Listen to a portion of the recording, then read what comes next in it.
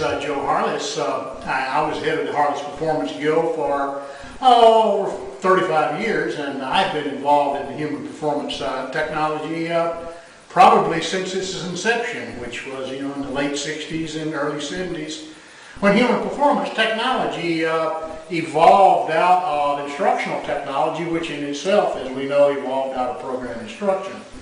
I first became involved in the initial development of human performance technology with the consulting that I was doing in the mid-60s with the Eastman Kodak Company and the United States Forest Service.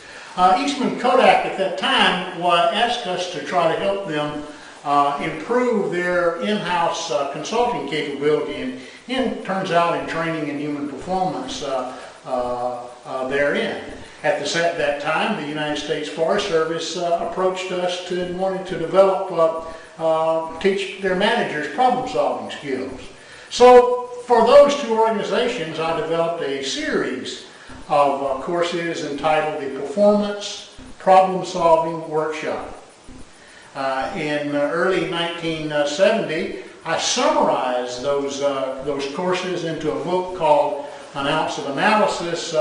It's probably best remembered for coining the term front-end analysis. Now, that performance problem-solving workshop and the Ounce of Analysis book married a diagnostic model for problem-solving and a classic model for experimental design that we learned in graduate school. Now, I'm often asked who and what were great influences on me as it relates to human performance technology. Certainly the book, Kepner Trago's book, The Rational Manager, undoubtedly influenced my diagnostic model for front-end analysis. But really my association and frankly debate on projects with my colleagues at the Harless Performance Guild was predominantly the big influences, especially early, such people as Claude Lineberry, Stephanie Jackson, Donald Bullock, Evan Horobin, Lindsay Robinson, Bruce Stanton, and a whole bunch of folks like that who all later went on to become presidents and officers in ISPI, were great influences. I must also cite, I think, early ISPI luminaries such as Gary Rumler and Tom Gilbert and Bob Mager, Don Toasty, Roger Kaufman, Margot Hicks, Susan Markle, and many others as great influences in my evolution and development of human performance technology. Using human performance technology over the years, we conducted scores of projects. It turns out when I review them, the large majority of them involved existing employees not performing satisfactorily, thus requiring a diagnostic model for front-end analysis rather than a type of front-end analysis that deals with new performance to be exhibited. And almost always the client came to us requesting the development of some kind of training intervention. For example, the world's largest manufacturer of wallpaper once asked us to develop training for its workers in how to recognize and correct defects during a production run of making wallpaper. Wallpaper is printed on giant two-story tall presses.